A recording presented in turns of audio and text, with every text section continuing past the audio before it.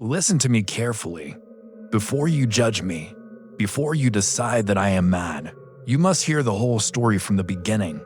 Yes, people say that I am insane, but I ask you to think for a moment. Would a madman be capable of planning something with such patience, such caution, and such perfect precision? Madmen are careless, madmen act without thought. But everything I did was done with calmness, with reason, and with the greatest care imaginable. So how can I possibly be mad? It is true that my nerves have always been extremely sensitive. In fact, they became even sharper over time, until my senses grew far stronger than those of ordinary men. My hearing, especially, became incredibly powerful. I could hear things in heaven and things deep within the earth. At times, I even believed I could hear sounds rising from hell itself. Now tell me honestly, does that sound like madness? Or does it sound like a mind that is simply more aware than others? You must listen carefully, because the truth is far stranger than you think. It all began with the old man. Strangely enough, I loved him. Yes, I truly did. He had never harmed me, never insulted me, and never given me any reason to hate him. I had no desire for his money, nor did I wish him any real harm. And yet, there was something about him that filled me with an unbearable sense of dread. It was his eye. Oh God, the terrible eye. It was pale blue and strangely cloudy, as if a thin white film had spread across it.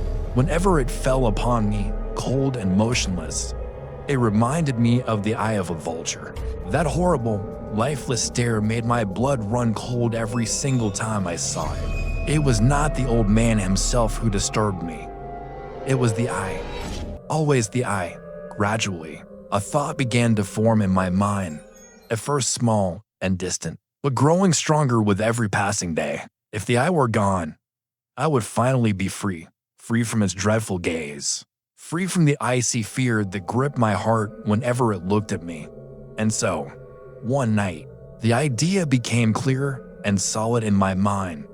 The old man had to die. You may think that this decision proves I am mad, but if you had witnessed the careful way in which I planned everything, you would understand that madness had nothing to do with it. For 7 nights in a row, I visited the old man's room.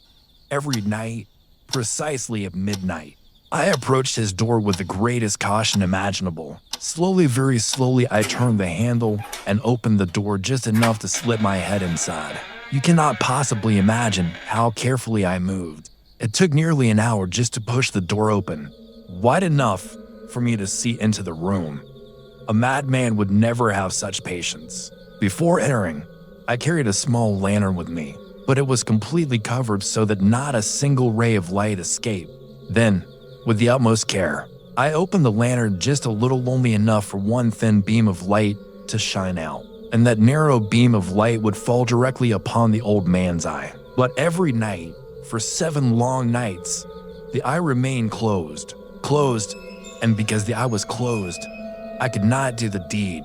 You see, it was never the old man I wished to destroy. It was the eye that haunted me. During the day, I behaved even more kindly toward him than usual. I spoke to him warmly, asked about his health, and treated him with such friendliness that he never suspected the terrible secret hidden within my mind. How could he possibly imagine that every night, while he slept peacefully in his bed, I stood quietly at his door watching him? But then came the 8th night, and that night was different from all the others. I was more cautious than ever before, moving slowly and carefully so that not even the faintest sound would betray my presence.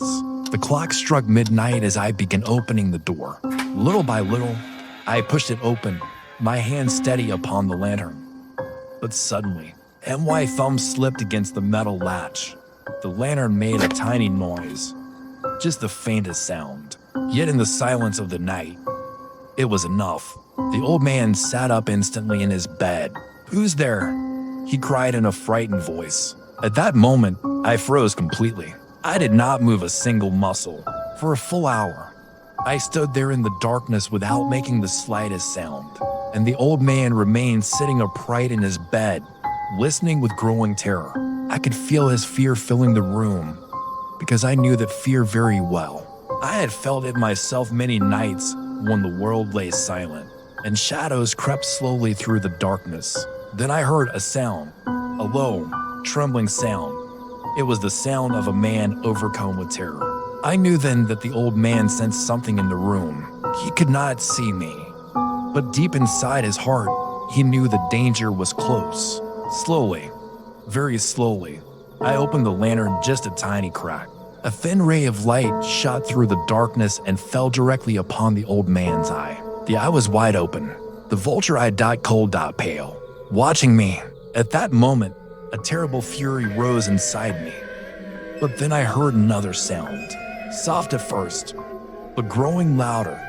It was the beating of the old man's heart. Thump, thump, thump. The sound grew stronger with every passing second, louder and louder, until it seemed as if the whole house could hear it.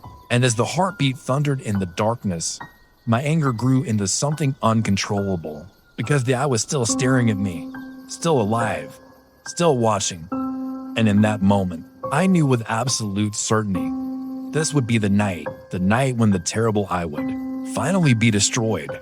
The old man's eye stared at me through the darkness, wide open and pale, shining under the thin beam of light like the cold eye of a vulture. At the same moment, the sound of his heart began to pound more violently than before. Thump, thump, thump. It was a dull sound, like a watch wrapped in cloth. But in the silence of the night, it grew louder with every passing second. The old man was terrified. I could feel his fear filling the room like a thick fog. But it was not pity that filled my heart. It was fury. The eye was open, still staring at me, still tormenting me. With that terrible gaze, the beating of his heart grew faster and louder. Thump, thumpy thump. I feared that the neighbors might hear it. The sound seemed to echo through the walls. My anger rose suddenly, like a storm breaking loose inside my mind. In that moment, I could bear it no longer. With a terrible cry, I rushed into the room. The old man shrieked once a single cry of terror before I pulled him down onto the floor.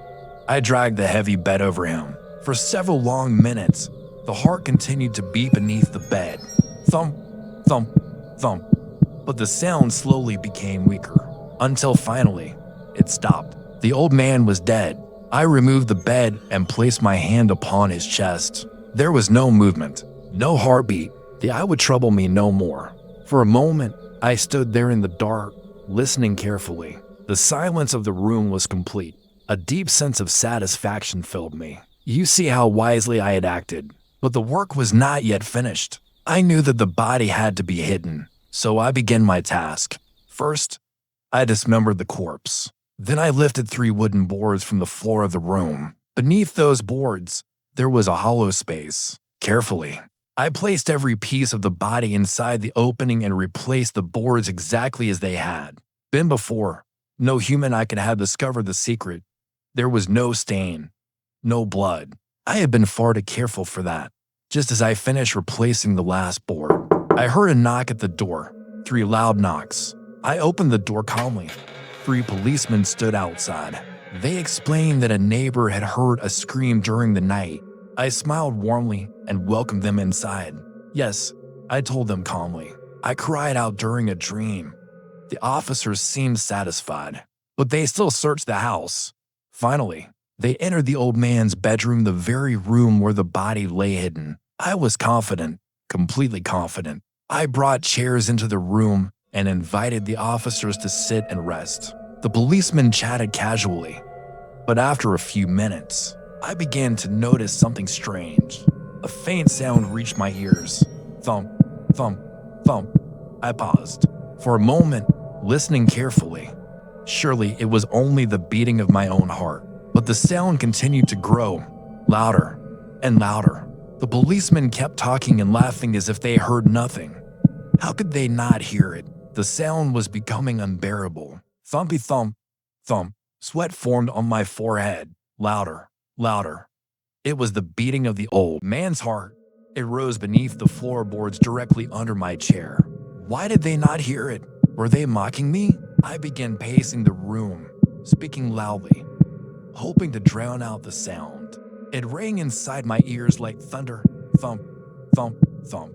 I could endure it no longer. My mind exploded with terror and rage. Villains, I shouted suddenly. I admit the deed. Tear up the boards. Hear, hear. It is the beating of his hideous heart.